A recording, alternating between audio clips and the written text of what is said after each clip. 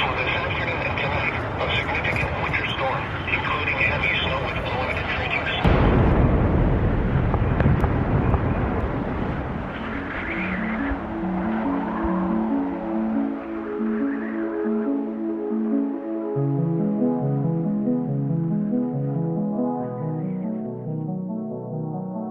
Hello, and welcome to the Snow Brains podcast, where it's my job to interview the most intelligent people in the snow sports industry and pass their fascinating knowledge onto you, our listeners. I'm your host, Miles Clark. I'm a professional free skier, a professional mountain guide, a UC Berkeley molecular cell biology graduate, the founder and CEO of Snow Brains. I recently realized that over 90% of my injuries and hospital visits have occurred in foreign countries. I broke my kneecap skiing in Japan. I blew my ACL skiing in Argentina. I got 6 stitches in my forehead surfing in Chile. I got dengue fever surfing in Indonesia. I tore my MCL and opened a 3-inch gash in my knee skiing in Argentina. Skied into a rock wall for some reason. And just this summer, I got terrible sciatica and had to get IV drugs and anti-inflammatories surfing in Nicaragua. And I got labyrinthitis surfing in the Maldives this summer. It's been a hell of a summer. Today's Snow Brains podcast is brought to you by Scott Sports. Technology, innovation, and design is the name of the game, and it's exactly what Scott Sports is. It's in their DNA. Skiing is about testing yourself, seeing the possibilities that you are presented with, and pushing yourself to seize the greatest challenges. Scott Sports has the gear to help you do just that. To learn more, check out scottsports.com and see what real innovation looks like. Today's Snow Brains podcast is brought to you by Alta, an independent ski area where the soul of skiing continues to live on for 84 winters. Alta is a skiers-only mountain celebrated for its frequent powder days, averaging 540 inches of snowfall each winter. My guest today is Doug Stoup. Doug has been to the North and South Poles more than any other person on Earth. Doug has been to Antarctica 42 times. He's mountaineered all over the world, including the Himalayas Ama Dablam and Earth's 6th highest peak, Choi Yu. He's guided and skied for the camera with Warren Miller. And Doug is the founder and owner of Ice Axe Expeditions, a guiding service that takes people all over the world, including Antarctica, the North Pole, South Pole, Iceland, Greenland, Svalbard, the Amazon, and much more.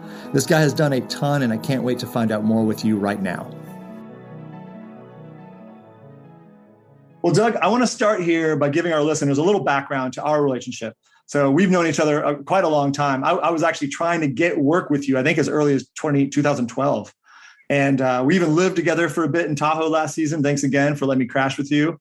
And I've been guiding for your company, Ice Axe Expeditions, since 2014, with 5 trips to Antarctica and 3 trips to Svalbard in the Arctic Circle. And we've spent some really good time together in Tierra del Fuego in Argentina as well. Well, let's start with some rapid fire questions before digging down into some of the more just crazy and unexpected attributes of your life that I think are really interesting. So here we go. Rapid fire. How many times have you been to the North Pole? 17. Holy shit. Including one crossing from Siberia to the North Pole in 2005, unsupported. Oh my gosh. So how many polar bears encounters have you had on all those 17 trips? Probably close to 27 polar bear encounters. And which encounter with a polar bear was the craziest? Well, all of them. But yeah, I've had a couple really close calls with some polar bears, including one with a good buddy of mine, Mark Corneliusen, which he almost got mauled. He was actually a really, really cool story. He was doing his morning business and trying to release himself. And I was in the tent boiling some ice and snow to make water. That's how we do it on the polar plateaus. And then we had another Norwegian guy, Petter Nyquist, that was in the sleeping bag because we were exhausted. And I hear Mark scream, "He's going to kill me. He's going to kill me." And I unzip the tent, and about 5 meters away is a 12-foot tall polar bear standing on its hind legs. And Mark has a shovel in his hand, trying to keep the polar bear at bay with his pants down by his ankles. And so he's screaming, grab the gun, grab the gun. I grab the gun, I load the gun, Petter's the gun guy. So he grabs the barrel of the gun, but he was in the sleeping bag. So it was at probably minus 50 degrees Celsius. And so he grabbed the metal barreled a gun and ripped about 10 layers of skin off his hand. So he's screaming, Mark's screaming. It was a little bit chaotic, and we ended up shooting the gun in the air and scaring the bear away. So that was pretty close call. I mean, it's where they live. I had a lot of issues with it, and we were doing some climate change science. I designed some beacons that I placed on the ice to justify our trip, and but it was really just more self-fulfilling prophecy of like trying to do something extreme. And I had a lot of issues with how we're on this environment where these bears live, and they'd never seen humans before. So anyway. Sounds like a hell of a way to wake up when one buddy's screaming with his pants off and your other buddy's screaming with his hand ripped off. And then now it comes down to you to scare the bear away. Well, and a 12-foot polar bear just outside your tent. I really couldn't sleep a lot in that trip. And those guys were snoring, no big deal. We would actually do rock, paper, scissors to see who would sleep in the middle. And I had a lot of issues with it. The tent would flap. I would sit straight up. I would think of this a bear. And I didn't sleep much. But anyway. I think I'd be the same. I have a hard time with black bears. I can imagine a polar bear because a polar bear is, I think, classified as a marine mammal, but it's so a grizzly bear I think is the largest land predator. But really, it's the polar bear. Jesus. Yeah, it's really truly the only mammal that hunts man. How many times have you been to the South Pole? 18 trips to the South Pole, 4 crossings of Antarctica, including one with a blind guy, 787 miles, 62 days. That was the first polar trip I really did. And that was the Hercules Inlet route. And from there to the pole was 62 days. And then I did another route. I did Ernest Shackleton's intended route of 1914 through 1916. And that was the Imperial Transantarctic Expedition. So in 2007 and 8, I got dropped off at the Filter Ice Shelf. And then no one had done this route before. And we skied 47 days, me and an Irishman, nonetheless. And he was actually a jockey over in England as well. 2008, we did the first route of the Filter Ice Shelf to the pole, and that was about 737 miles. And we did that in 47 days. And he was certainly a good partner, and I got tons of stories to tell about that one. But and then I took a guy in a wheelchair, Aaron Anderson, who's a paraplegic, and he had a sit ski, and we climbed 9,000 feet, 3,000 meters from the Leverett Glacier to the top and then straight to the pole. And we did that in 24 days. And so we raised a whole bunch of money for childhood cancer. He had cancer at the age of 7 and then ended up having I think it was like a grapefruit sized tumor in his back. And so he was never going to walk again. But, he does all kinds of amazing stuff. Aaron Anderson. We did go up the Leverett Glacier, which is had some controversy. I don't know if you remember Colin O'Brady, but there was a lot of controversy of Colin coming down the Leverett Glacier, which is basically a polar highway of sorts that the South Pole Station gets fuel from McMurdo, called the South Pole Overland Traverse, and they drag these piston bullies and fuel bladders over this thing. So you do have a little bit of not a paved road, but a flattened road with some of the sastrugi. So, but still, I mean, I was blown away by Aaron pushing, especially up that hill. I didn't help him one bit. I mean, my sled probably weighed 400 pounds, but I was like, I'd look back at him, how he's pushing it. It was like, damn, I got 2 legs, and I'm like, that guy's freaking amazing. So certainly you learn a lot about those. You learn a lot about yourself. You learn a lot about, the people you're with. And I think that's what's really special about them is the camaraderie and the friendships that you make on some of these like really interesting polar journeys. And I was actually talking about it on the plane yesterday with somebody. And I said, you forget about all the bad stuff and the agony and the suffering that you really do. And you sort of can't wait to do it again. So I think I'm a little bit not really together on those things because I can't wait to go do another one.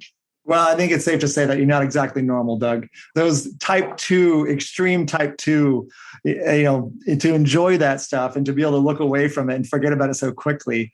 One of the stories that I actually was going to wait till later, but I'd love to hear you do it now, is you had to pull your tooth out once on the polar plateau and near the South Pole. Tell us about that, because that is so messed up. Yeah, that was with Richard.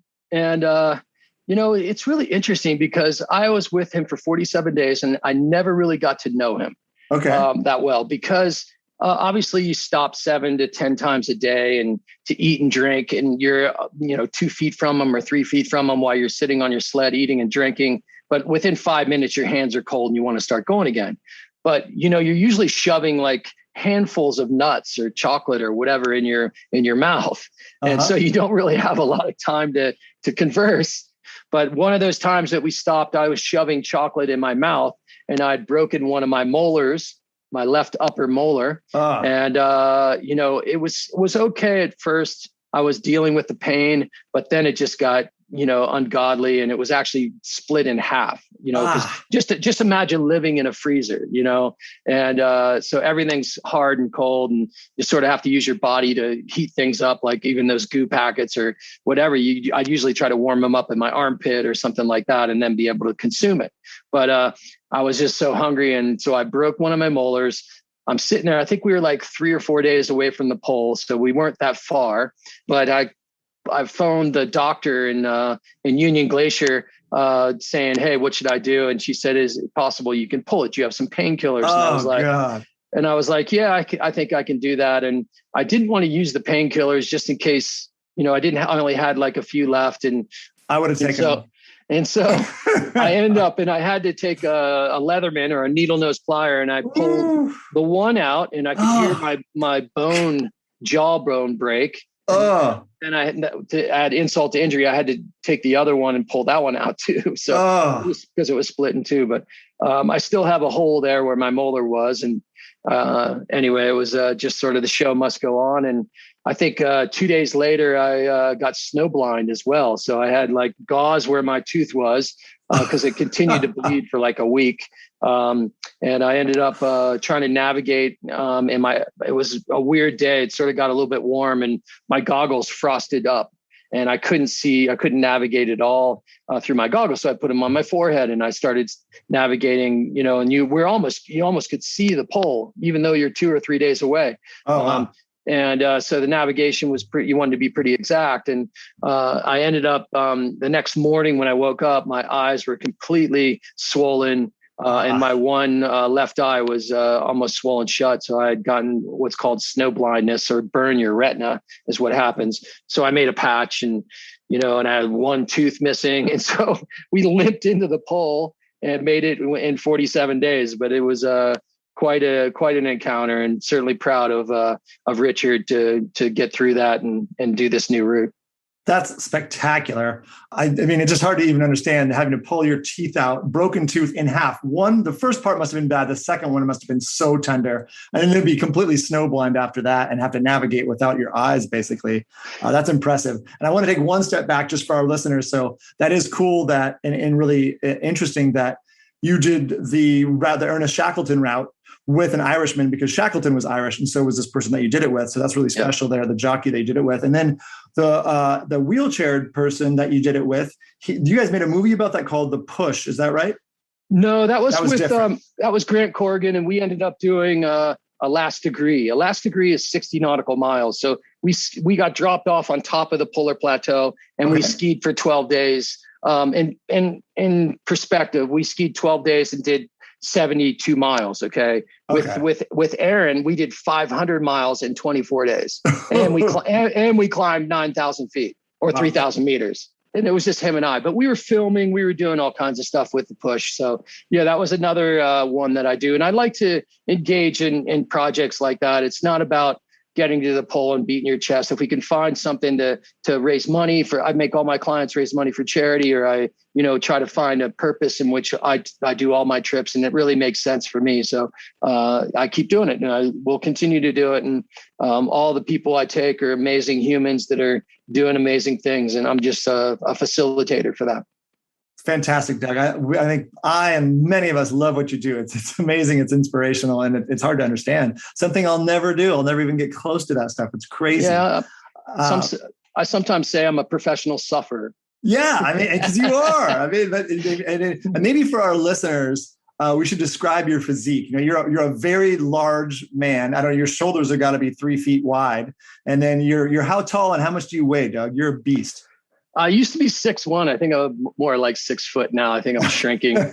And let's just segue back because I had a little, I had a heart issue recently. Tell us about that. So I lost a lot of weight with that. So I'm probably about 205 now. Probably, usually I was about 215, sometimes even 220. So pretty square kind of guy. But I do love paddling and skiing, and it really hasn't affected me that much. But back in April, I was ski guiding with a friend of mine, Bodie Miller and Eric Schlopey, and some other clients. And we were up in Haines, Alaska with Stellar heli operators. And we were doing some skiing, and I didn't feel well like the whole week.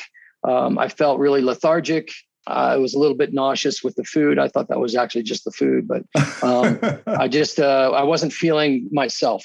But I still went out on a few days, and we had a couple down days, but still went out and skied.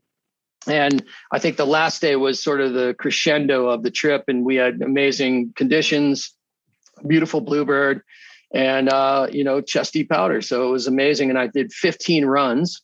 Whoa. And that was pretty long runs too, I would have to say, like over 3,000 plus runs. So big day in the mountains with some great people, and just really, really enjoyed it. And but I was not feeling myself, and there was actually the telltale sign was one of the skiers lost a ski, and I skied down first. So I had to like climb up and get the ski. And I took everything I had to swim through the snow to get to her ski. And it was, that was like, something's not right with me at that point in time, and I ended up flying back to the States. It was like before Easter. It was a Saturday before Easter Sunday. I didn't even go in on Sunday or Saturday. And I said, maybe I'll go in on Monday. And I even called one of my clients he's not even a cardiologist. He's a knee doctor.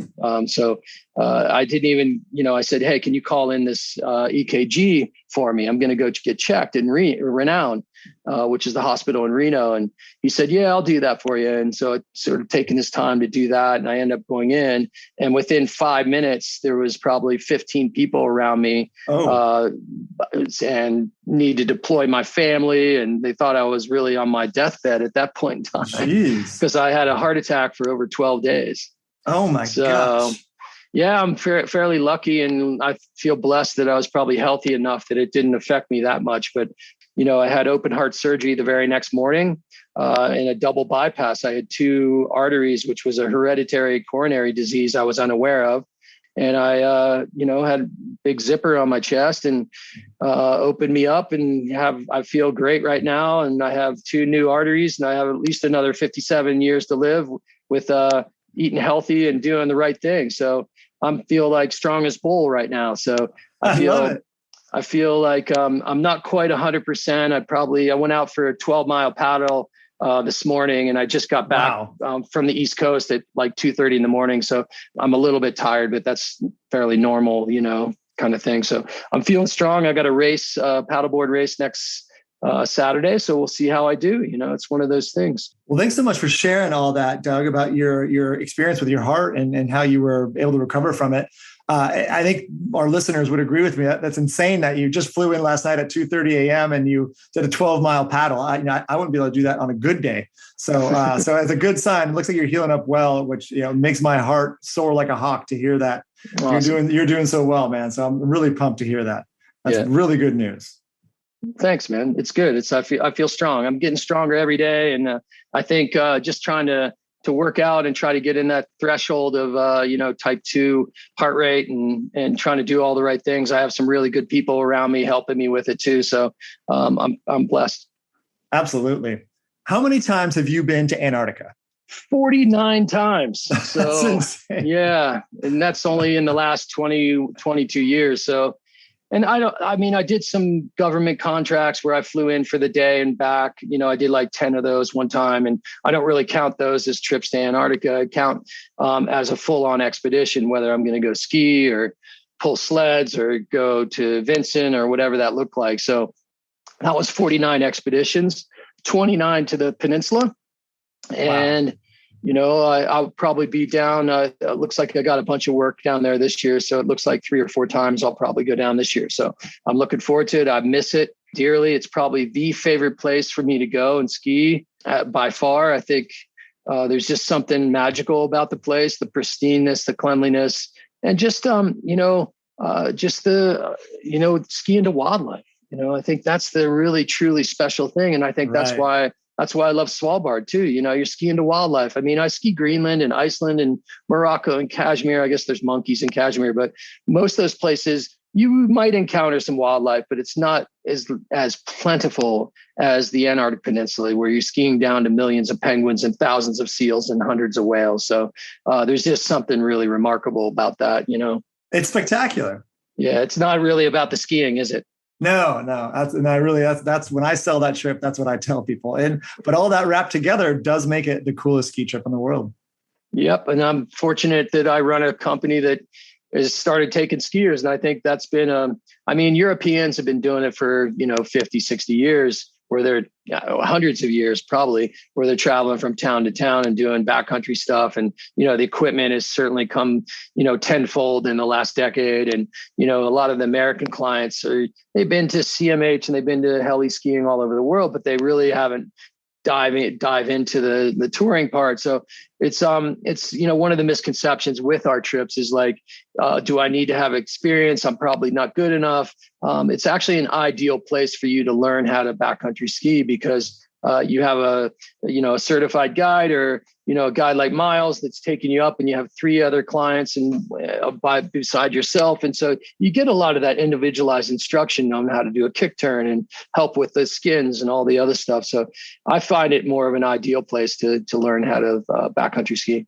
I can attest to that. I've had beginning tours on my rope down in Antarctica, and they do great. We have a blast. Everybody has so much to learn. It's such a spectacular place. Everybody is just on cloud 9 the whole time.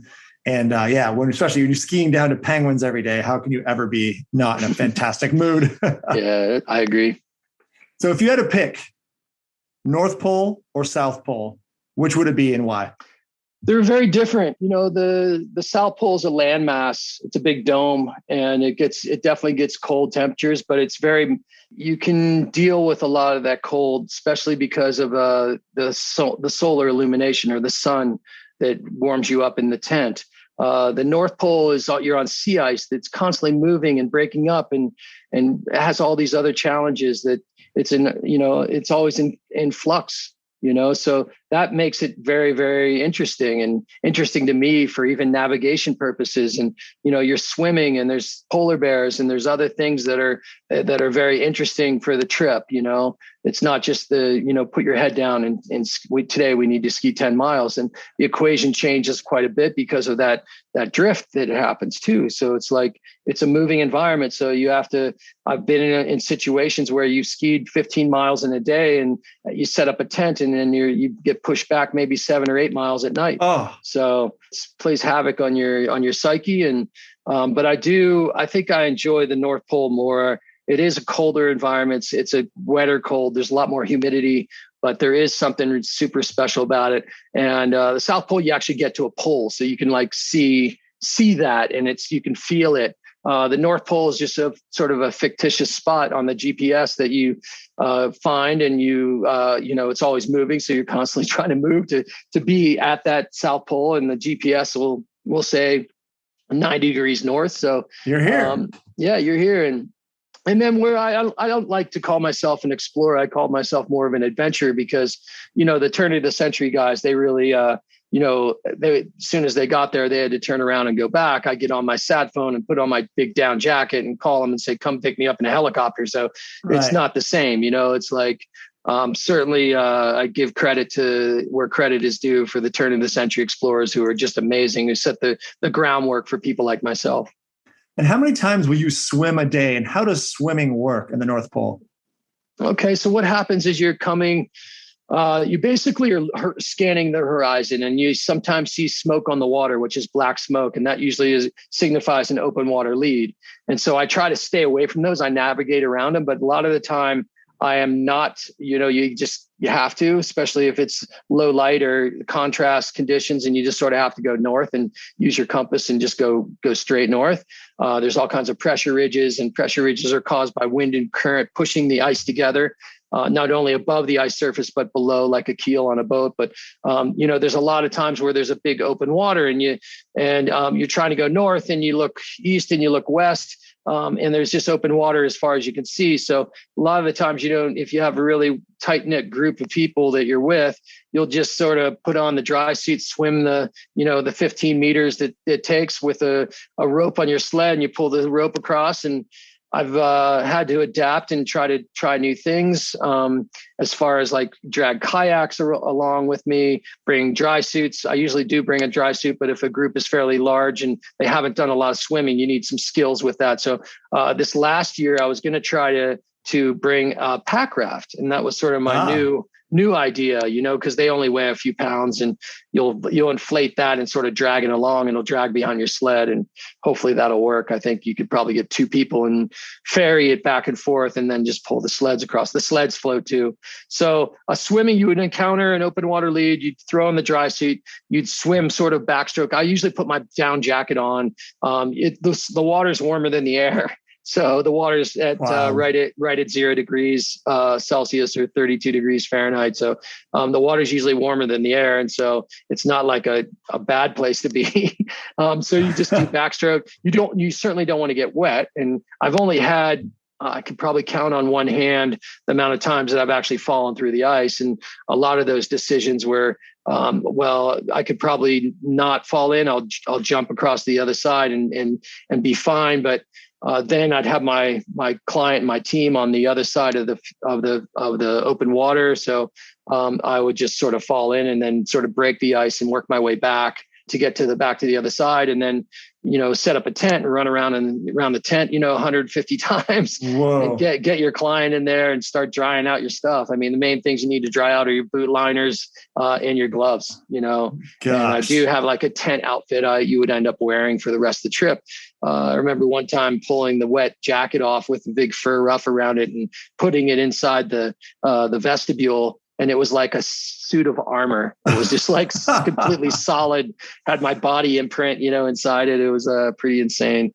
Yeah. So a lot of the time you do want to try to swim across. I always didn't like that because the polar bears are good swimmers as well. So, and at one point in time, somebody has the gun on the sled as they were crossing. So it was always this, sort of like, okay, I want the gun with me kind of thing. So, yeah, so that's part of polar travel, in the Arctic Ocean. And with climate change is happening, there's less and less multi-year ice up there. I'm seeing more and more single-year ice, which is not good because that'll usually melt at the end of the season in June and July, like right around now, which leaves less sea ice for the polar bear. And also what happens is that the ice creates this albedo, which means reflectivity. So when the sun hits the ice, it bounces up and cools our atmosphere. When you have dark saline seawater, which is basically the Arctic Ocean, that absorbs that heat, and the sea will get warmer. It'll create more and more ice melt as well.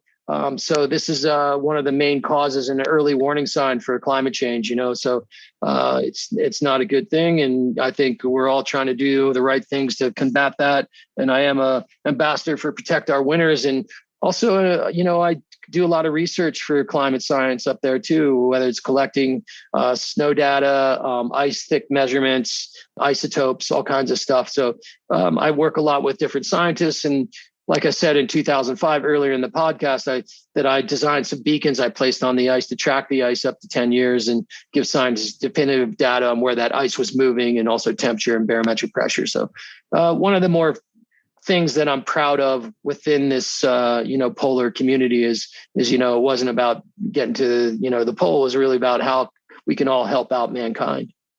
Fantastic. And we appreciate you doing that. And it is interesting you bring up that with the albedo and the reflectivity, because that's something I've been reading about a lot about recently, is the cryosphere, if you will, which is basically just means that the poles of our planet, which is a lot of white ice, snow, frozen sea, all that just reflects so much sunlight back into the universe, essentially, back into space. And as we lose that white ice and snow, more and more of that sunlight gets absorbed into the earth. And so that's changing things quickly as well.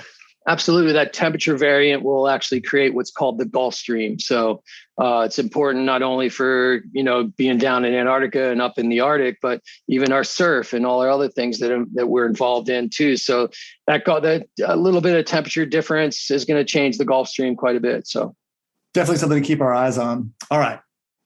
How many days do you ski per year?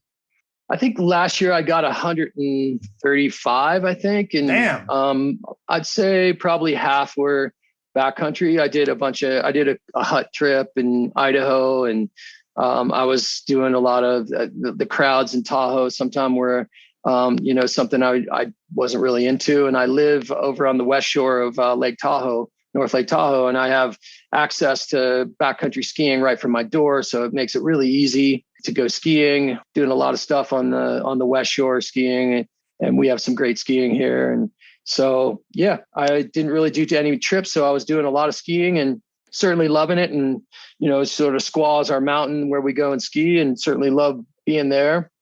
It's got some great skiing, and even some of the skiing there, we're doing some great side country stuff as well. So I think I got 135 days, and my season got a little bit cut short even too. So, because of the heart injury.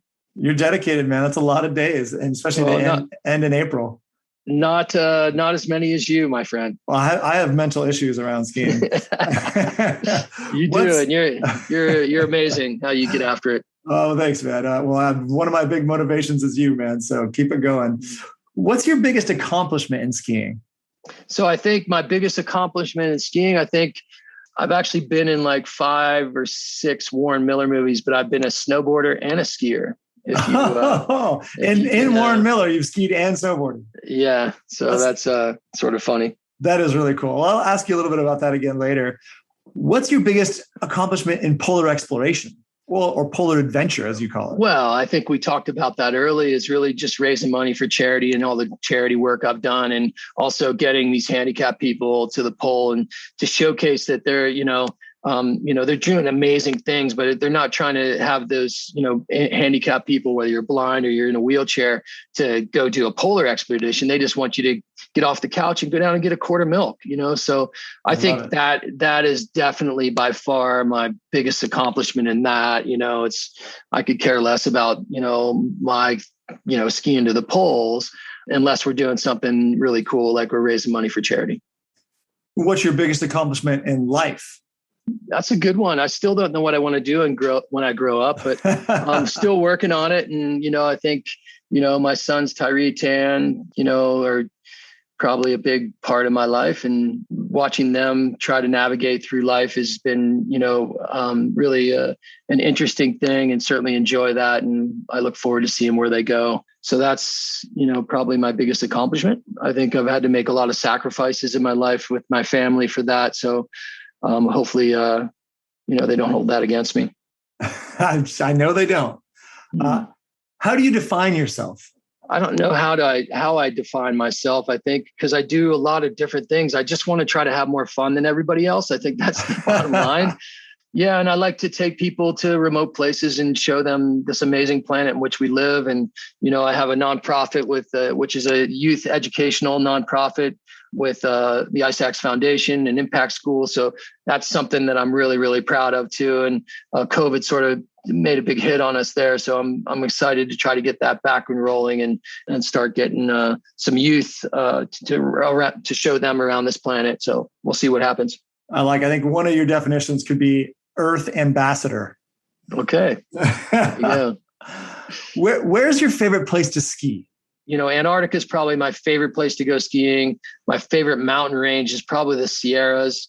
Although I do love the Alps, and, I'm blown away. And I was lucky enough, 2 or 3 years ago, I was guiding Richard Branson in the Alps in the summer. I didn't know that. And I'd never been there in the summer. And it was a fundraiser for the Strive Challenge, which was amazing, and met all kinds of super interesting people. And it was certainly a lot of fun, and ended up going and, Mont Blanc was the crescendo of that trip. So anyway, it was the Alps really turned me on. I really love the atmosphere and the lifestyle and the just the people. how they embrace the mountains there. I think it's a little bit different. I think it's more of a solo mission here in the Sierras, where, me and, a core group of friends will go down there and ski, the classic couloirs, and just, there's so much skiing that's there and no one's ever there. So it's one of those things which is pretty special to me. And that's one of the reasons why I moved to Lake Tahoe,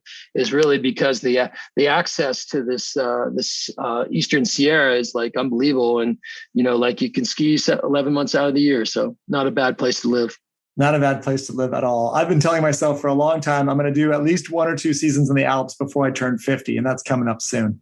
Because I agree. I love that. I love the culture out there. I love going to a refugio at 10,000 feet in Italy and having an amazing pizza and a spritzer. So there's not a lot. It's not a lot better than that. I agree. What would you do if you couldn't ski and guide? I'm not sure. I've reinvented myself, many times through my life, and I always get bored, and I'm on sort of a next chapter, I think, right now, and I think I'm really into sailing and surfing, and those are things that I'm not very good at yet. So, I like to do things well. So I think that's where I'm going to focus the next 10 years, is doing some sailing. What scares you the most in the mountains? I don't really have too many fears. I have a pretty sensible outlook, and I certainly don't have a death wish. And I walk away from mountains all the time. We're blessed here, not to be complacent, but we're blessed here in the Sierras, where, usually it's that Sierra cement, and it bonds real easily after 24 hours and that kind of thing. So, if you're living in the Wasatch and you're living in Colorado, you have a lot more different problems that you're dealing with, and especially if you're taking clients out in the mountains too. So, avalanches do a little bit. And, I think just making the right decisions. I work with some really high end people. And one of the things that I really bum out about is some people, that are in that 1% feel they really don't want to listen to anybody. And you say, ski to the left of my track, and they're off to the right of the track, and, not listen to anything you're saying. And it's just sort of a little bit frustrating, and it's not the easiest guiding either too. So, especially if you're in places like Antarctica, where there's crevasses everywhere, and it's, you got to really be on your game. The human factor can be terrifying in the mountains. Yeah. That's for sure. Yeah. What do you love most in the mountains? I love the freedom. I love the nature. I love the wind in my face. I think there's some freedom there. I think it's something that I feel really at peace with. I feel, when I'm one-on-one with the nature, I do a lot of solo stuff too. And I think it grounds me. It's my meditation. It's where I love to be. And I think that's where I'll continue to be, in the mountains, if I'm not on the water somewhere. The mountains are really someplace that I find comfort. What's the funniest accident you've had in the mountains? It actually didn't happen to me, but I think some of the funny, our guide team, they're always playing practical jokes with the newbies. And so I think those are some of the funniest moments, to be honest with you. I think one of our mutual friends, Keoki Flag, I think Andrew McLean turned his Black Diamond skin clip the wrong way, and he's usually trying to get all his camera gear together. And he's usually not always the first person out the door to get everything ready. So they sometimes call him a little bit of a junk show, but I don't. But and I think we got over there, he was like, didn't have all his stuff together, and, his boots were unbuckled, and everybody else was waiting ready. And Andrew had previously, while his skins were drying on the boat, turned the skin clip around. And for the life of Keoki, he could not figure out how to turn his skin clip around. It wouldn't work, and so he was like, what's this going on here? And he was like, you saw smoke coming from his ears, and I remember witnessing that and just laughing, and we at his expense. But there's been some other funny moments with guides carrying really heavy rebar as snow wands up the mountain that are like, 10 feet tall, and a few of those type of situations that have been quite humorous. But we have, we always like to have a lot of fun, and we don't want anybody get hurt, of course. But at some of the new guys' expense, it's sort of like a orientation, or a, what do you call it? Somebody that's just coming in new. Oh, it's like a little hazing. Yeah. But it's like right. Lighthearted. Yeah. Like, what's the scariest accident you've had in the mountains? I've fallen into a couple crevasses up to my chest that were really deep, crossing the Antarctic, especially on the one with the Richard Dunwoody. So that was a little bit sketchy. I've had a few, concussions climbing mountains, ski accidents, knock on wood, nothing really that serious, but certainly some concussions. And that's probably it. I haven't had any like serious compound fractures or anything like that, knock on wood, but it's, I'm still getting up there. So I'm dialing it back a little bit. Good, man. And that's the smart thing to do. What have been the most fear-inducing, biggest risk ventures of your life? And these don't have to be skiing and guiding. This can be anything. I think starting a company and trying to step out, and, I think I've done a lot of that reinvention of myself, and it's always a risk. And I think I entertain that. I sort of work well with that. And, I'm good about putting things together.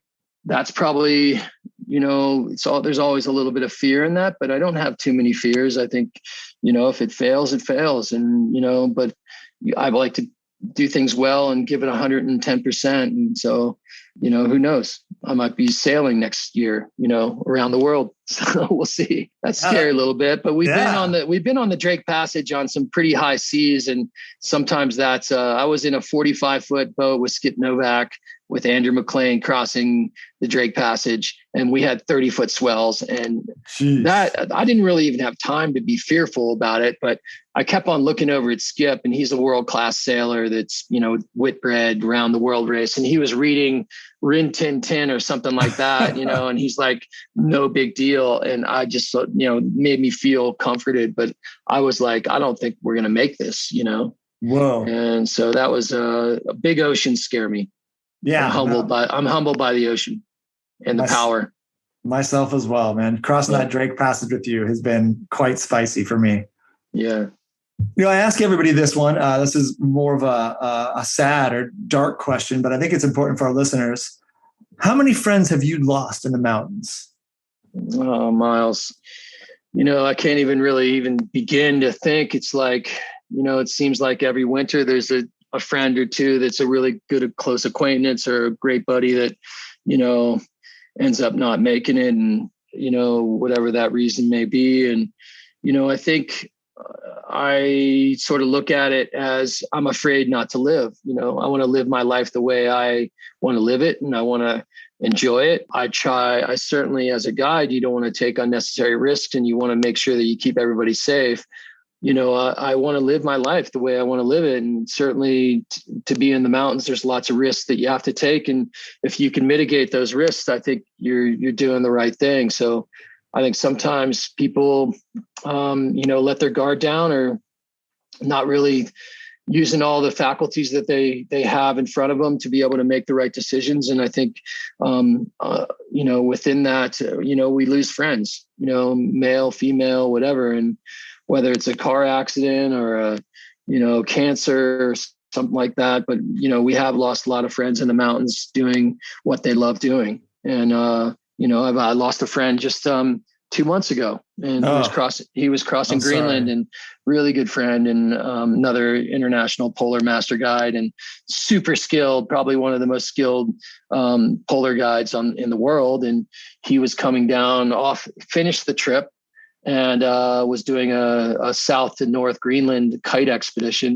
and he fell into a crevasse, and so, and I think, you do look at it and you think about it, and but are things going to change? No, I'm not going to change the way I look at anything. I mean, obviously we try to learn from his mistakes or whatever, look at what happened to try to figure that out. And that's always something that human nature wants to do is try to figure things out. and hopefully we don't make those mistakes again, so, but he's an amazing guy, and he's still I'm still think about him every day, and, and unfortunately, I won't be saying hello to him when I get up to Svalbard this next year. So, or down in Antarctica if we're doing the polar thing this year. So anyway.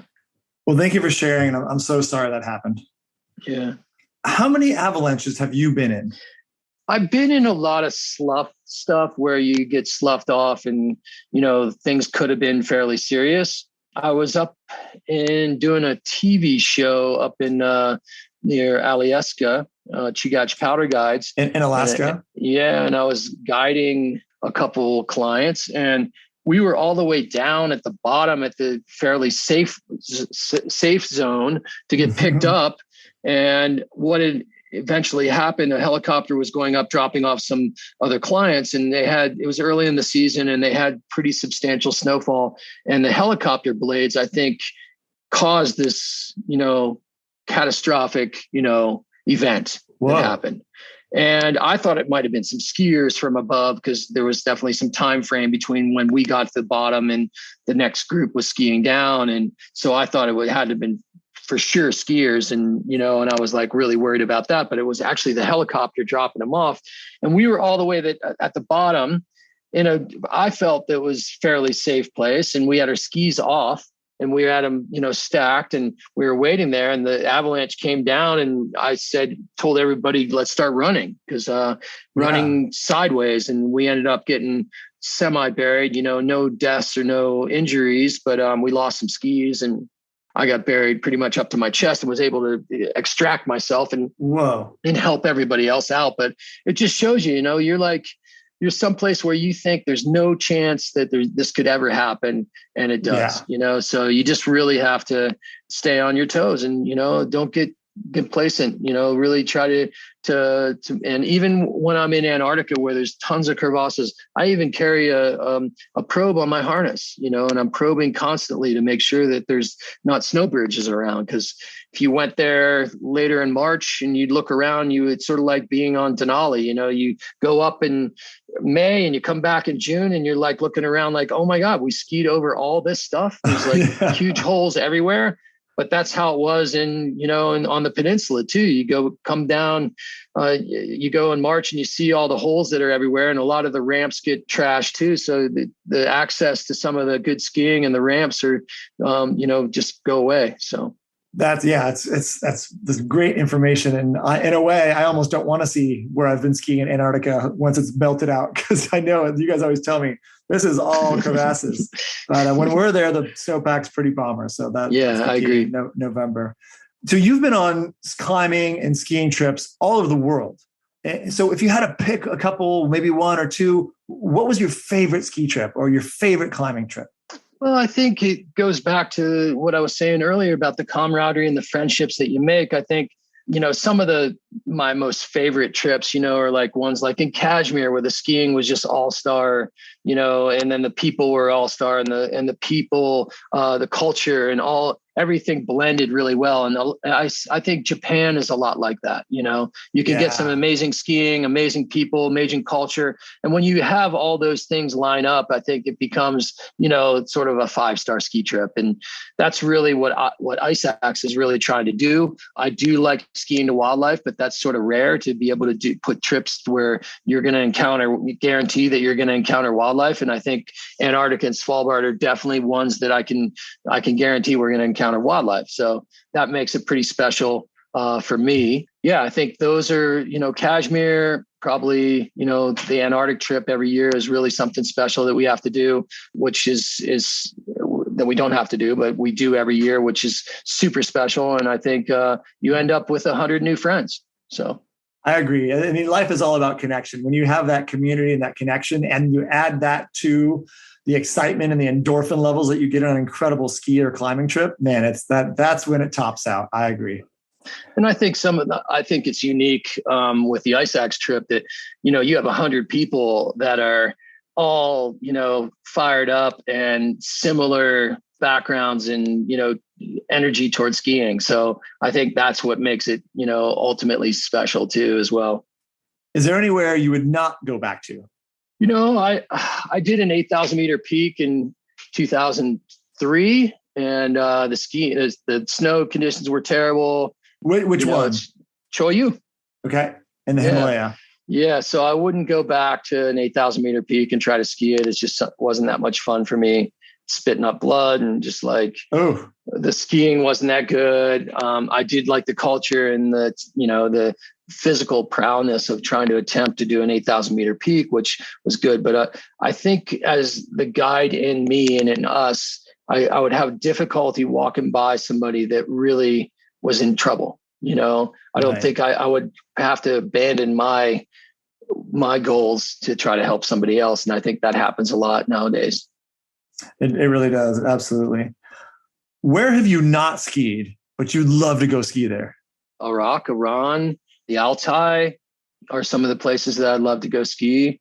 I haven't been to Kazakhstan. I mean, there's some Eastern Bloc countries that I haven't skied yet. So yeah, there's the world's out there, and I think it's about setting goals and finding remote places with Google Earth and everything. You can really find some cool places to go to that not a lot of the people are going. And I think it might take a little bit of work to get there, but I think the world's your oyster. If you're really motivated and you really want to find some remote places to go and ski, I think they're out there. What's your favorite ski movie of all time? By far has to be Hot Dog. Which is the Squaw Valley. It's almost a soft porn, but it's a great one. I love that one too. What challenges you the most intellectually on a daily basis?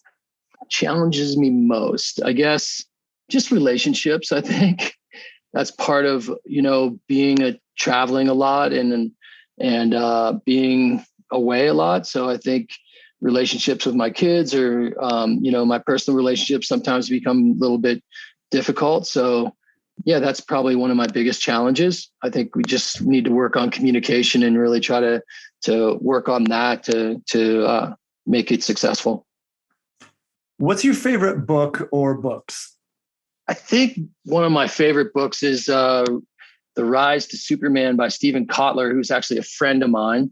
That's about the flow state, which is good. There's so many great books out there. I have like a amazing polar library that I continue to build and work on and love reading about climbing and skiing. And, I think there's, I love to read. So that's always a lot of fun. And so there's always I have like 15 books on my side table right now that I'm reading all of them. So I need to pick one up and finish it.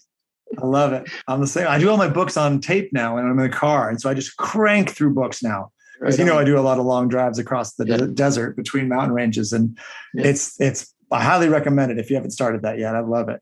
Who has inspired you the most in your life? I think by far it was Alex Lowe, and he was an early mentor of mine. And I think Alex just had this, engaging energy and just nonstop fun. And he made every trip that I went on with him a blast. And if that was in, Montana or wherever that was, he just had this really amazing energy. And I think he was one of my early inspirers to do what I do and to take people skiing to Antarctica and also Doug Coombs as well. I think he was somebody I really looked up to and, how he lived life and, he wanted life in the mountains and wanted to raise his kids in the mountains. And I think that was both those guys were a big influence on me. And I think, our listeners can listen to our podcast from last season with Andrew McLean to learn more about Alex Lowe as well. He and Andrew worked at Black Diamond together and sort of started the term Dawn Patrol, which is really interesting to learn about. Would you tell us more about your experience with Doug Coombs? Doug Coombs is a legendary free skier, ski mountaineer, Jackson Hole person who really pioneered a ton in our sport. And we have a lot to be grateful for. That he did for us. And I'm curious about what was your experience with Doug? How did you meet him? And what was your time with him like? Well, it sort of happened by accident. I wouldn't say by accident, but I was a snowboarder in the late 80s. So I ended up going down to Doug's operation that he started in 1990. And he, I think, was in that year, he might have won the extreme the first one that they had, extreme ski competition. But I met him that year and started skiing with him, and liked his professionalism and how he handled it, because the other operators, there's only one other operator at the time, was not very professional. And I knew the dangers that were there because I was going to Chamonix, and I saw how the guides took really great pride in safety and that. And I just didn't see it up in Valdez. So I ended up going with Doug, and we became sort of good friends. And he was going over to Le Grave as well, doing steep ski camps. But every year I would go up and hang out with him. And then we ended up connecting on some other stuff here in the States, and doing some other climbs, and, up in the Pacific Northwest, and doing stuff with Hood and Adams and Three Sisters and some other stuff in the early 90s. I was on foot on a snowboard. So I was doing that, and I wanted to put together the first ski and snowboard descent of the Vincent Massif in Antarctica. Which is one of the 7 summits. Yes, it is. And so I asked Doug, and we put a strong team together, including Dirk Collins from TGR, Stephen Koch, Mark Newcomb, who was a guide as well up in Alaska. And we put a strong team together, and we put that trip together in 1999. And interesting enough, it was probably, the turning point where I really fell in love with Antarctica, and so, we had a great time, and we were stuck at every point, and we were there for weeks and weeks, and all we wanted to do is ski, and just the energy and the compassion and the love of skiing was completely, there. So I think that was one of the key elements that really set me to do what I do and to start Ice Axe Expeditions, was really that first trip to Antarctica. And I fell in love with Antarctica. I wanted to see more. I wanted to, 2 months later, I chartered a Russian research vessel and went down to the Antarctic Peninsula and pioneered skiing down there. And, that was pretty late in the season for their season. I think it was probably end of February, beginning of March. So, we always go down in November. So we found all kinds of great skiing. The scientists would go to shore, and we would have all day to go skiing, and then we would just come back. And so that was sort of how I started, my trips down there. And then I think 6 months later, I was guiding a blind guy and his sight guide who was deaf from the coast to the pole. So, it's baby steps, but it was, something that was really fascinating to me. And, and I think Doug was a great mentor as far as skills and mountain sense, and just the love of the mountains and the love of skiing. And I think that's how that relationship blossomed. That is such a cool feather in your cap that you have the first descent of Mount Vincent, 16,000 foot Mount Vincent in Antarctica, which is a 7 summit. And you got to do it with Doug Coombs. That is so cool, man. That is an experience many people would love to be a part of. Well, that was the rapid fire round, which was not so rapid, but that was awesome, Doug. Thank you. Those were great stories. That's what it's all about here, I think, on the podcast, is getting great stories. Today's Snowbrains podcast is brought to you by Alta. With an 84-year history, Alta is a place that is steeped in history and tradition. We're not talking about your grandfather's or grandmother's mothbally ski sweater tradition. We're talking about the birthplace of avalanche research in North America kind of tradition. Alta is a place where the 5 independent lodges still offer the tradition of family-style dinners and ski bars that generations of skiers have frequented. Today's Snowbrains podcast is brought to you by Scott Sports. Skip the lift lines this year and get into the backcountry. With the all-new Scott Winter Essentials, you're set to have a safe and fun time in the mountains. Check out their new product line at scottsports.com. But we have to start with asking you about your polar exploration, because I think what the listeners want to know is, how the hell did you get into this? How did the polar exploration start? Was it that Vincent trip, that going to Mount Vincent? What got you into this polar exploration, going to the North Pole, going to the South Pole more times than anybody else on Earth? Yeah, skiing was my love. And I think it sort of happened by accident. I had an opportunity, and I think I just mentioned it. It was like I did the, Vincent trip, and then I ended up doing a peninsula trip, and then had an opportunity to try this polar thing, something I'd never, ever done before. I mean, I'd done winter camping, but I had to not only figure out how I was going to do it myself, train, properly, and also how was I going to get this blind guy? across. And so I had all kinds of ideas with bells on the back of my sled. And, I'd done a lot of reading, and there's a couple people I had mentors that I worked with to be able to go and do that. But I was really way out of my comfort zone. But sometimes that's what you have to do. You dive in, with 2 feet, and, it's really about planning and preparation for those trips. And really, if you plan really properly and you have a lot of preparation involved in that, you can really be successful. And I think that goes on with really anything that you do, whether you're trying to run a company or you're trying to get to the pole. It's one of those things that the planning and preparation leads to success. So that was my first polar trip. It was a full-on crossing from the coast to the pole. I'd never done a last degree. I'd never done any of that. But I learned a lot. I learned a lot about myself. It's a lot of time of just being alone. And even though you're with other people, a lot of introspective thought, which is really fascinating. And, I think it becomes a very simple way of life. And you really have to just focus on getting your miles in. And really, I had so many great ideas on that first trip. I mean, if you look at my journal, I have I think about 180 pages of notes. Wow. And half of them I couldn't even remember, because at the end of the day, I would try to jot them all down, and half of them I couldn't remember. So I wish I just had some sort of tape recorder that I could keep up with all the ideas I had, because it was really fascinating to me, the amount of time for that introspective thought. But yeah, it was that was 787 miles in 62 days. So wow. It wasn't a short trip. And I guess it just keeps crossing my mind. How cold does it get? What was your coldest day? I think the coldest temperature I experienced was in the interior of Antarctica with wind chill. I think it was minus 72. I think Holy shit. The mean temp was minus 58. And I think the wind chill was minus 72. And I was with Chris Erickson and Bean Bowers. I don't know if you ever heard of him. He was a crazy climber, from El Chalten, and lived in Montana as well. And I had a couple of guides, and we were guiding this South Pole marathon, and wow. we were actually on snowmobiles, so it was even colder because you weren't moving at all. Oh. And there was several of the runners got hypothermic.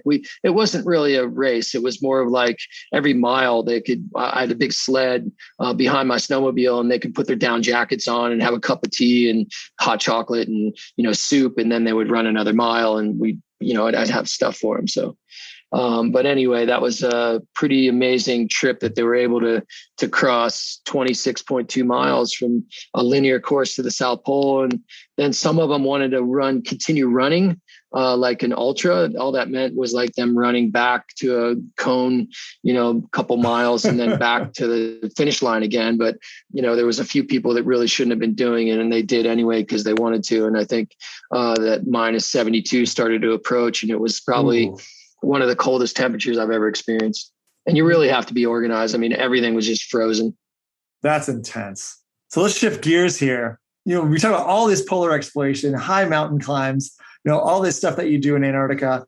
You were also a professional soccer player, which just feels so removed from that. But I know for you, it's not. And so I'd love to learn a little more.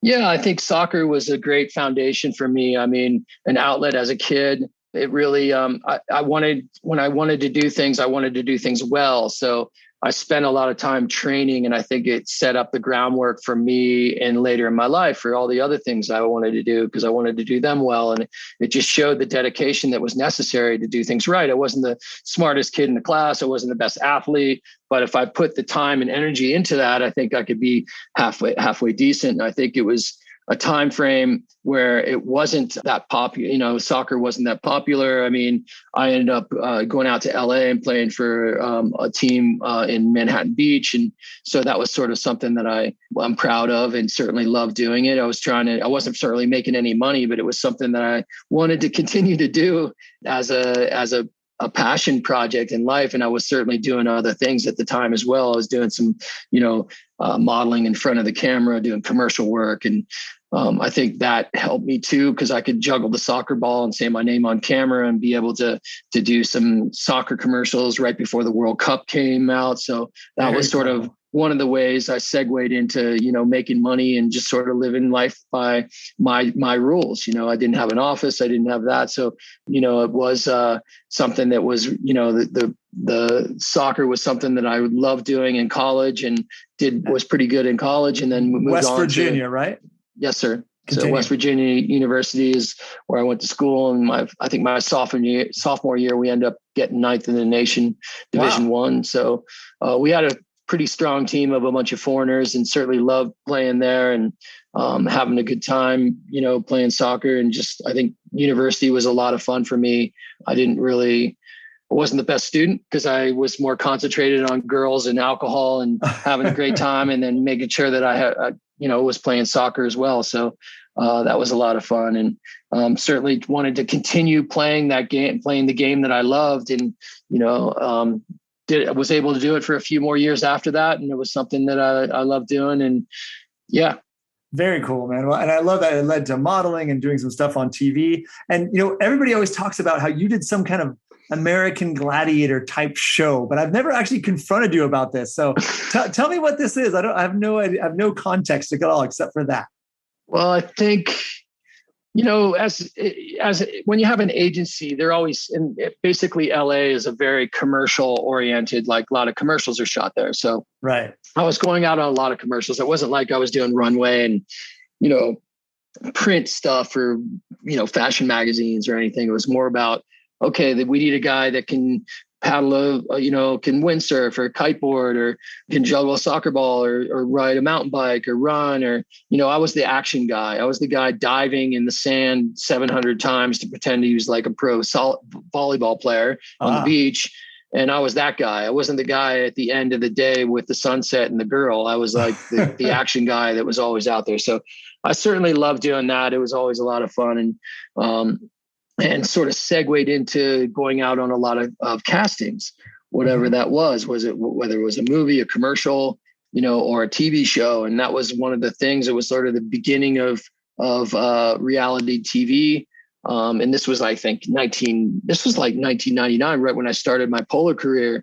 I think I did this show called Battle Dome, which was I think they rented the sport arena where the Clippers used to play, and they had all these events going on there, and it was like real deal. You had to like wrestle and grapple and fight like other steroided guys, and then they'd have like a commercial break, and then there would be like each of these guys, the steroided guys, had like a female companion, whether it was the Dom triplets or just some girl that was in a tight skirt and, tight shirt. And they would sort of accompany them to the event where I was Malibu Doug and I would like have to fight the country guy. And then he had a country girl with him too. And so you had to I think one of the events was like aerial kickboxing where you had like this sort of a scaffolding rig that got raised in the air and you had to and it did gimbal back and forth. So sometimes you had the advantage and sometimes you had the disadvantage, but you could like cruise down on the scaffolding ring and then you had to kick the guy or punch the guy off. I ended up breaking the guy's arm. Whoa. And then, I jumped down and I won the event, and downtown Julie Brown from MTV comes up to you and says, "Oh, Doug, you're Mr." And I was like, "Oh my God, the guy hurt himself. That's terrible." And she's like, "Oh, you're Mr. Nice Guy." And I was like, "No, it's just like, I didn't want to hurt anybody, it was like crazy."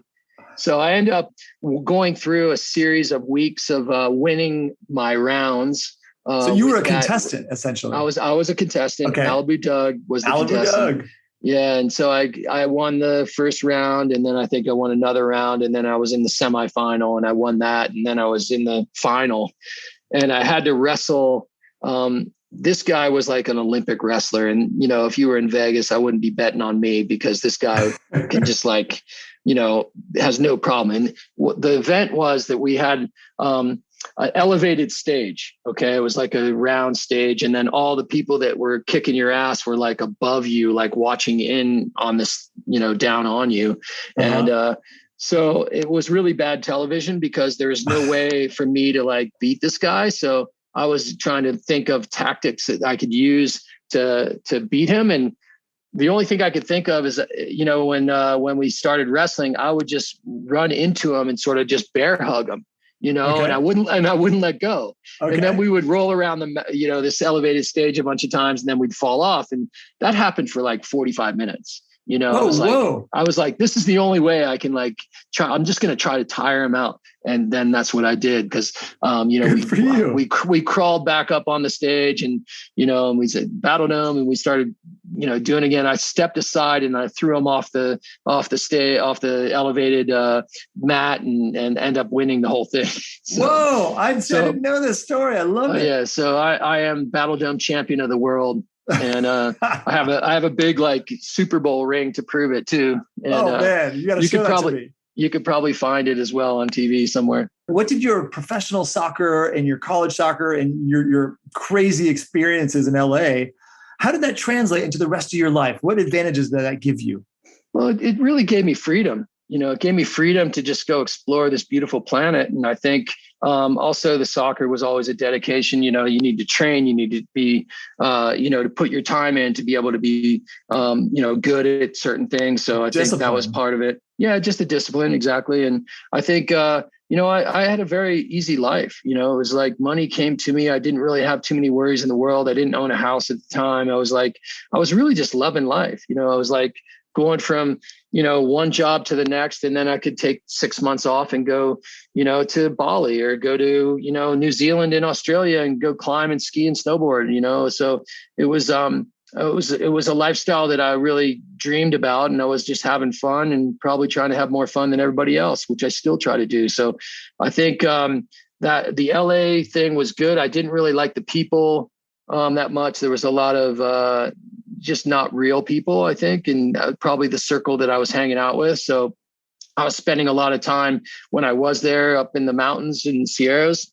Also, and got into climbing a lot and was going out to Joshua Tree and Talkeets, and I climbed Gorgonio and San Jacinto and Baldy, and I do those 3 or 4 times a year, and just run up those, and the U Notch and the V Notch and Palisades Glacier, and so I was doing a lot of stuff, and also going up to Mammoth as well. So it was like that. I wanted to get out of LA as much as possible. So fast forward to when I set my company up, I ended up moving to Lake Tahoe and building a big house and starting the company here is where I came here in 2000. So that's why I moved here and really never looked back. I don't really intend to go back to a big city anywhere. I like living here, and fortunate enough to be able to survive and live up here because it's, it's become an issue with just overpopulating, and, everybody moved here out from the pandemic. So it's been a little bit different, but anyway. Very cool transition. And then how long was your time in LA? I was there for about 15 years. Good time. Yeah, pretty much my whole adult life has been in California, 15 years and then 22 up here. So wow. I have to think that California has been my home. Absolutely. So let's talk about your mountaineering a little bit here. So you've climbed Denali, Kilimanjaro in Africa, Mount Kenya in Africa, 22,000 foot Ama de Blanc in the Himalaya, 23,000 foot Aconcagua in Argentina, 8,000 meter peak Choyu, which is 26,000 feet. So which of these high mountains that you've climbed was the most challenging for you? And it sounds like you referred to Choyu earlier, but I'm curious to hear. Yeah, well, I think Choyu, any 8,000 meter peak, they say that's one of the easier ones to ski anyway. Right. But I think any 8,000 meter peak is going to be difficult. It's like, but it's really, you surround yourself, and I didn't have like a guide or a team. I did go on a permit from IMG, but we were like, after we left Advanced Base Camp, we were on our own, which that's how I like to do it, and I was asked to go to a bunch of other, I think Gashprom 1 and 2 to go ski with, and I didn't really enjoy it. And the 8,000 meter peak wasn't something that I really wanted to go pursue. I think it really wasn't great skiing. I enjoyed the pursuit of it. It was fun and going there, but it felt contrived because the only sponsors that wanted you to go to do these huge peaks that really didn't make a lot of sense. And when there was like so many peaks in the Karakoram and around these huge mountains that had never been climbed, skied, and they were 6,000 meters or they were, 6,500 meters. And that interested me. It wasn't you fall, you die. It was like these beautiful pyramid ramps that were endless, with 7,000 foot faces. And that was something that I really, caught my eye and wanted to go do. So I think that's sort of where how my career sort of shifted. And, I moved, I was going to Chamonix every winter and being up in Alaska for, a month every winter too, or every spring. And I think that was, a big part of my transition into that is really like, hey, let's go find some stuff that's not, an 8,000 meter peak where it's like, okay, that's the only money you're going to get sponsored for. But it was never really about money for me. It was all more about passion and doing the things I love doing. So. Absolutely. Any funny stories from any of your mountain climbing expeditions? Well, we went down to Antarctica and we had funny names for some of the pioneering ski descents. There was one called Sex Troll. That's on Winky Island. And there was a female tourist on that trip that was from England.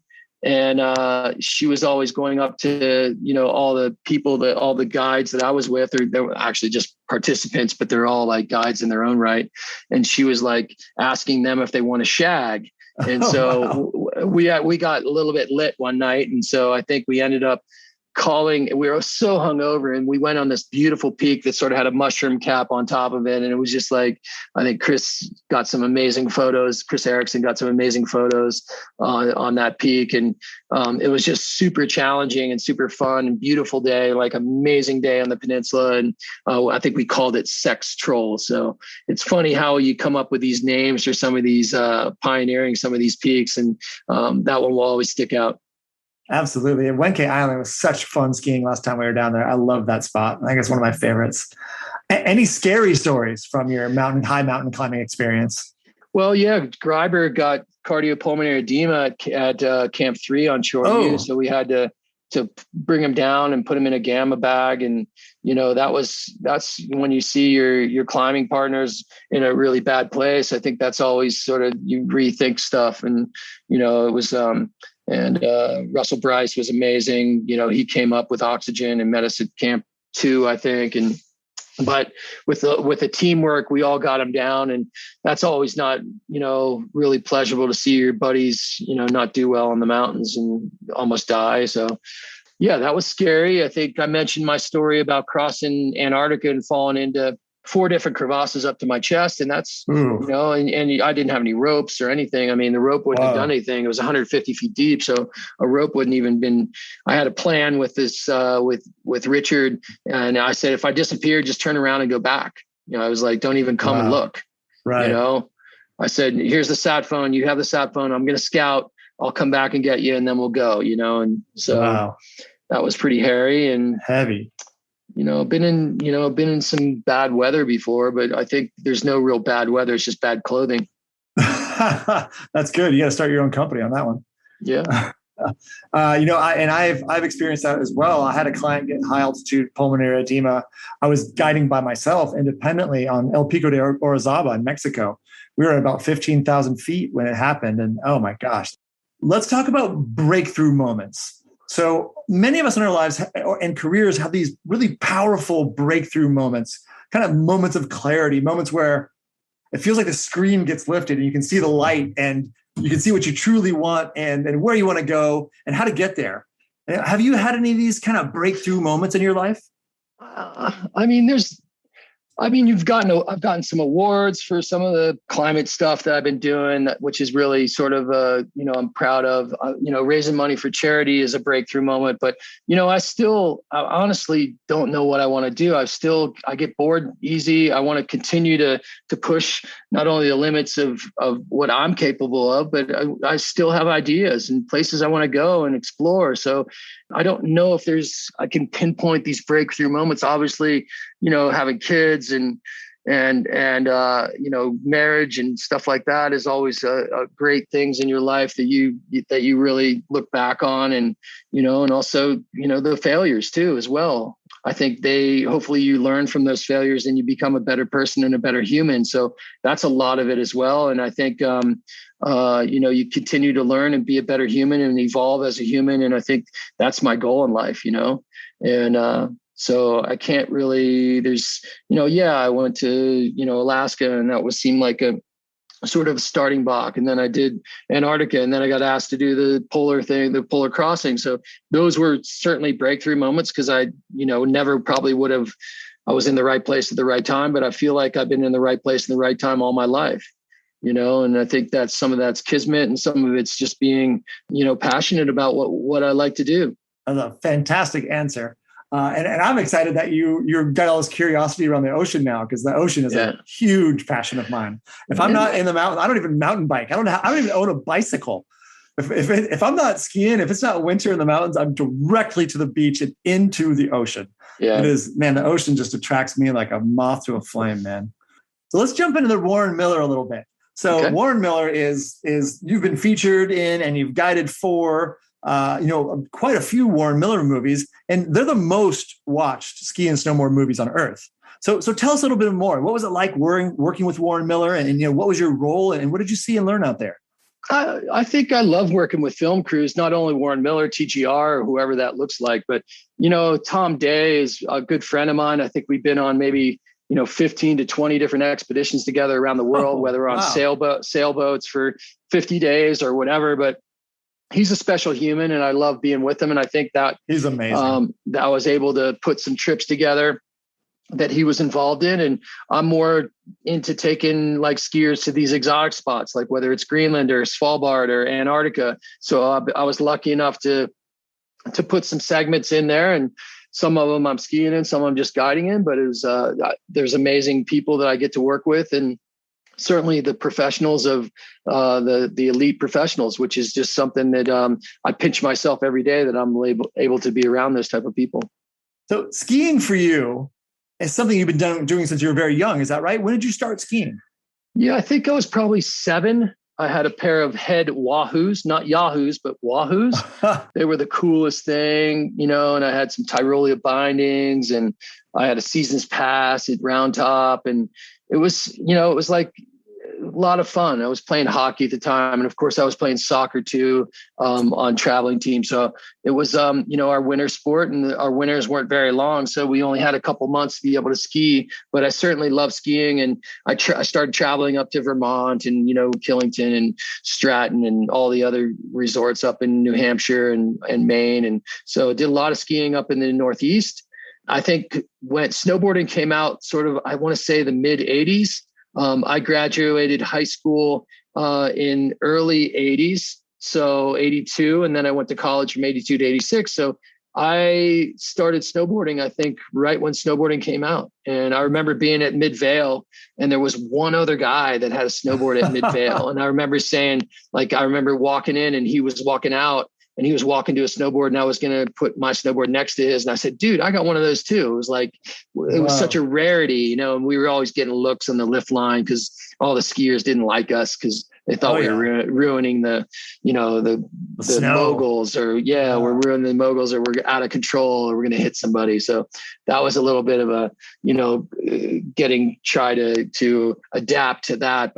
And then I got more into, more snowboard mountaineering. I think that's Alaska really led to that, and going over Europe where you're ice climbing stuff with a board on your back, and you're like, how are we going to get down? And then you're rappelling, your run that you're doing. I mean, I think I did the Cosmique the first time in I think 86. And it was like, what? We're going up the Grand Monte, and then you walk out and you have to rappel 60 feet to start the run. I was like, Jesus, it was like, luckily I, my underwear was tight, so it was like, amazing experiences to be able to do that and actually snowboard some of the classics over there was just legendary. Luckily they had great conditions to be able to do it. It was something that I'll never forget, to try to hone your skills, with tools. And, I remember even getting out of my snowboard and putting a crampon on one foot and down climbing with a board's edge and a crampon and 2 tools. So, but I felt really comfortable with it, almost more comfortable than I would on my more normal feet. So it was something that I didn't, that I learned and progressed and certainly enjoyed. I skied the Cosmiques. God, I think it was 2010, a long time ago now, with Hank DeVray from Squaw. Oh, awesome. And it was terrifying. It was very firm. I had to rappel in the top 50 feet or whatever too. And I was thinking about that. I was like, God, if I was on a snowboard right now with one edge, I would just hike back out. I mean, I was very impressed. If anybody snowboarded it that particular day too, God damn. Yeah. A French guy passed us, no ropes, kicking rocks down on me. It was crazy. And when we told him to stop, like, hold, stop. You're kicking rocks. This is dangerous. He said, no, I cannot be delayed. It's like I think he had to get to work or something, man. He was like a rocket out of there. I was really taking it slow. So let's jump into body and fitness really quick. So you're 57 now. How's your body holding up? Pretty good. Knock on wood. I've been very lucky. Obviously, I had a heart attack, recently within 4 or 5 months ago. And, I feel like 85%, back to normal. I want to try to get 120%. So I'm starting to train a lot more, trying to get my heart rate up. I feel really strong, right. It's just going to take a little bit of time. I'm hoping that I'll be 120%. And I got 2 new arteries that are completely clear now. So, and I'm trying to navigate and try to find with the people that I'm working with to try to find food allergies and what caused the actual hereditary inflammation. So I'm on the right track. I think some of the old school cardiologists are sort of like, take these pills, and I'm really trying to get off those. Those haven't been really great with me. It's really about food, and how you eat and what you're allergic to. So, or at least causes inflammation. So I think that's a big part of it. I'm feeling super strong. I'm working with a couple really great people, whether it's the company EOS, which is, they do a lot of mega yachts down in Antarctica, and I do all the skiing for them in Greenland as well. And they do other trips around the world too. So I've been working with them. I work with a guy named Bodie Miller, and he works with a company called Crossin. I'm not only doing trips with him, but we're also building some skis, trying to build some awesome skis. He's building all the carving skis. I'm working on the touring and the lightweight touring, and also the powder skis. So it's sort of a new front for me that's exciting and interesting and, innovative. And I love working with super smart people, and he's one of the smartest guys I know in the ski industry. So it's a lot of fun learning and working on stuff and making, adjustments and trying to make the best ski on the planet. And do you do any sort of strict training, like in a gym or, just body fitness that you would do at home? Or is most of what you do outdoors activities, out there having fun for your training? Yeah, I do. I used to go to the gym a little bit, and I do have like a Peloton bike because I was using that during COVID just to train. To be honest with you, I'm doing different things all the time, whether it's a polar trip or a ski trip or, paddle trip or something like that. So it's the sport specific training is the most beneficial. So if I have a polar trip, I'm pulling tires up Squaw, for 4 to 5 hours. Sometimes I'm busy all day. So I start at 11 o'clock at night and I put a headlamp on and I finish around three. It's really trying to build that endurance and build that and simulate that same activity that you're going to be doing. Whether it's if you're ski touring, then, and you don't have time to go outside, then you get on a Nordic track and you actually put a heavy pack on or whatever your pack might weigh. So there's ways to simulate the same activity that you're going to be doing to prepare yourself for these certain events. And I think that's been the most productive for me. Obviously, I work on core. I do yoga, a lot of stretching. Not enough stretching, but I think it's a very, very, very important. I've been doing a lot of yoga this summer. So that's been, beneficial for my longevity. I haven't had a lot of serious injuries other than some concussions and, a few things here and there, but I've been really, really lucky other than this heart attack thing. And I feel like I caught that in time where I can still perform at an optimal level for the rest of my life. So yeah, I mean, there's injuries always happen, I think, with athletes and pushing it and trying to overdo too much. I think that happens. And, I think you have to take care of yourself. I do a lot of nutrition and, protein and, I try to eat well and try to get body work done. And I think all the normal things that most athletes do, I think certainly helps. So I'll continue that path and, and it's certainly you need to take care of yourself. Absolutely. Well, thank you for that. Because I think people are always curious how these elite people do what they do. And I think the sports specific training is the right move. Let's shift gears to climate change. So climate change is really close to your heart. You're a Protect Our Winters athlete, and you've been a lot of places where climate change is really visible. So I'd like to hear from you. What evidence of climate change have you seen in your life? Yeah, I touched on it briefly earlier. I mean, the Arctic Ocean is truly an early warning sign, and I saw it, in the early 2000s when climate change wasn't even really, a thing. I think they called it global warming back then. And, right. I met some, key people like Al Gore and someone like that. But, wow. I saw it happening firsthand. I was doing visual observations of watching the ice get less and less every year because I was going up to the Arctic. And even I pioneered all the skiing in Svalbard for the last 20 years. And 20 years ago, if you said, hey, I'm going to run trips all month of May on sailboats, I thought I would be crazy because there was always the ice was always in the fjords and you wouldn't be able to even get in the fjords. So it'd be something that you couldn't even do. And so, for the last 12 years, they haven't had ice in any of the fjords. So in May, in May. So, I mean, you could probably even run trips in April. And before I was questioning running trips in May. Wow. Or at least till the end of May. And so things have changed. I'm seeing it a lot in Greenland. Greenland's a big early warning sign too. There's all the glaciers are calving at an alarming rate.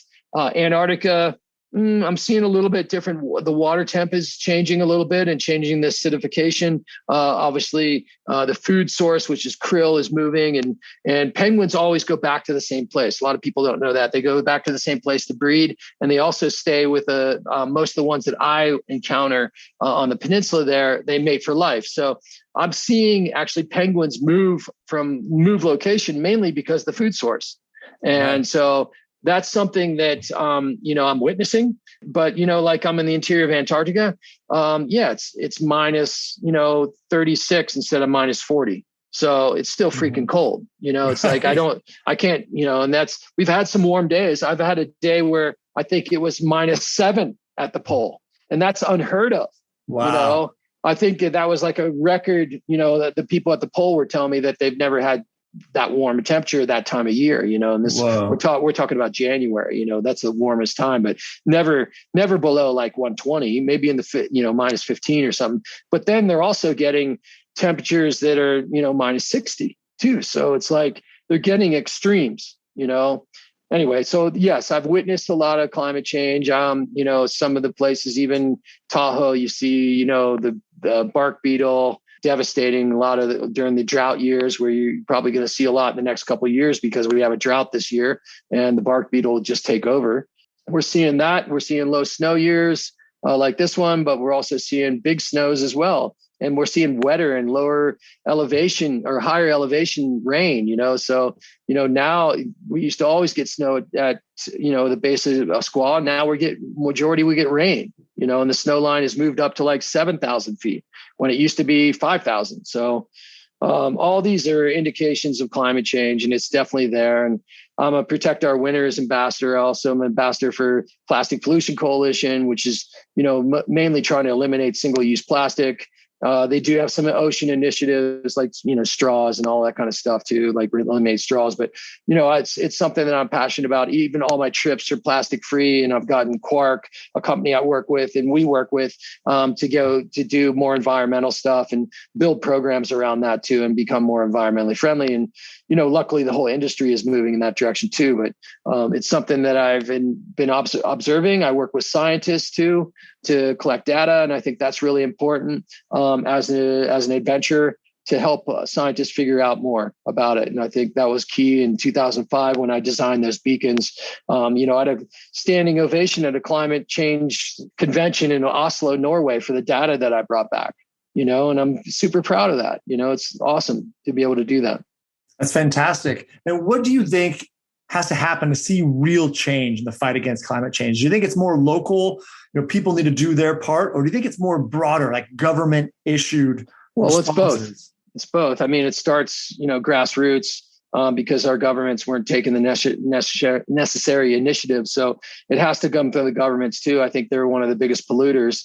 But, you got China, you got India that are polluting at an alarming rate, even though they're trying to change that. But, it's going to take, we just need carbon sequestration is probably, a great way to do it, and whether we're building,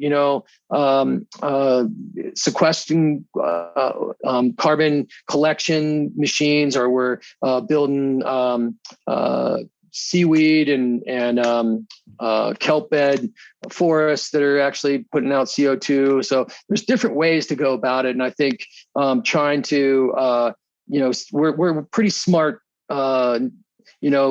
humans. So we can come up with ways with technology and everything to do this, but we have to start now. And I think that was sort of the Paris Accord, 15 years ago. So we need to get on it, and everybody has to do their part. And I think you see it even with all the electric vehicles moving around too, but we also need to mine all the battery stuff too to make sure it happens. So it comes up with other problems. Even Lake Tahoe, where we live right now, or where I live, there's been some acidification that's happening and changing the clarity of the water, and what is that from? Is it from the air? Is it from, the streams polluting, that run off into it? It's probably a little bit of both, so we need to do our best to try to keep this planet the way it is. We only have one. We only have one. There is no planet B. I actually get a little frustrated with people planning on moving to Mars and the space exploration and all that stuff, because I love space, but it's always going to be easier and it's always going to be cheaper to fix Earth or just treat Earth well in the first place. Yeah. So I almost just can't even handle those arguments. So let's talk about COVID for a second, because COVID it's impacting us all. It's impacting this industry in an enormous way. Skiing, guiding, everything. It's been a wild ride the last 2 ski seasons. I don't think anybody would argue that. So I'm curious, how has COVID affected you and changed your life? And have you found any positives during this pandemic? Yeah, I think, obviously, my company does international travel. So there hasn't been any trips. So we tried to do one to Morocco that ended up being a disaster. But, we've been doing some domestic stuff, but basically Ice Axe has been non-existent. We have had no trips, but it's been healthy for me. I've been able to concentrate on other projects and be more evolve as a better human. And I've been doing a lot of skiing. Like I said, during the first part of COVID, we had a big storm in April in Tahoe, and I was skiing every day, even though all the resorts were closed. And it was awesome. It was good. It was really good, and I was having a great time. And then when summer hit, I started paddling a lot. I think I was here all summer, which was the first time that I haven't been traveling around to different parts of the U.S. or the world in the summer. I usually was going to Spain. So I didn't go there. I was home pretty much by myself for the whole summer, which was really interesting. And a lot of that introspective thought was oh, should I pivot? What should I do? What's my next step in life? And, I think that gives you some groundingness to really just stop and really think and see where you want to go and what you want to do in life and who you want to be. And I think that helped out a lot. Doug, that's all I got for you, man. I hugely appreciate you being on the show. Do you have any other thoughts, ideas, comments you'd like to share here at the end of the show? Yeah, I think there's a couple things. I think, first of all, if you ever want to go skiing to Antarctica or some other remote places, give Miles a call, contact Snowbrains, because they can certainly get you to some interesting places. We concentrate a lot on Antarctica, and you ever thought about going to ski the 7th continent? It's one of those places to go. And I think we would love to take you there. And I think it's one of these trip of a lifetime type things. So you can start saving your money, but we go every November. We do Svalbard. We do 2 different boats up in Svalbard every May. We're doing Greenland and Iceland and other places. You can always go to Kashmir or Morocco and want to ski the 7th continent. After you've done Antarctica, we'll take you there too. And we're always building new and adventurous trips. So if you ever want to think about going someplace unique, give Miles a call and we'll be glad to take you. Let's do it. I love it, man. Doug, you changed my life. Getting to go on these trips to Antarctica, getting to go on these trips to Svalbard, and just the time I've gotten to spend with you and all the incredible guides that you guys have on your team. And we're going to do it again this November. Everything's looking positive that it's going to happen. Argentinian government just approved that they were approving Antarctic tourism this season. They did a big push down in Ushuaia, which is our disembarkation city, to try to COVID every citizen down there. So it's looking more and more likely that it's going to happen. So I'm really pleased about that, because I really want to try to pull this off and see that we can get down to Antarctica again this season. And I look forward to it. And I work with some amazing people, and super happy to surround myself by some amazing humans, which makes me look great. So I think that's been my secret as well. It's a good secret, man. And some of my favorite skiing is in Ushuaia, to be honest. Yeah, I agree. Doug, it was great talking to you today. I hugely appreciate you. Thank you so much for being here. Have a great day, man. Awesome, buddy. Thank you so much for listening to the Snowbrains podcast. If you liked this podcast, please share with your friends and family, and please subscribe. To find out more about Snowbrains, please visit us at snowbrains.com. You can also find us on Instagram, Twitter, and Facebook at Snowbrains. Today's Snowbrains podcast is brought to you by Alta. Alta's opening day is set for November 20th, conditions permitting. We'll see you out there. And as Alta skiers like to say, come for the skiing, stay for the skiing. Today's Snowbrains podcast is brought to you by Scott Sports. Looking to test the boundaries but fearful of high-risk situations? Scott Sports knows that danger. That's why they've developed the Patrol E1 Avalanche backpack, which is actually the backpack that I personally use in the backcountry. It's the ultimate free skiing avalanche backpack, pushing the boundaries of innovation. The supercapacitor technology, along with exceptional design, results in one of the lightest electric airbag backpacks on the market to date. To learn more, go to scottsports.com. This episode of the Snowbrains podcast was edited by Jared White, music by Chad Crouch, and I'm your host, producer, and creator, Miles Clark.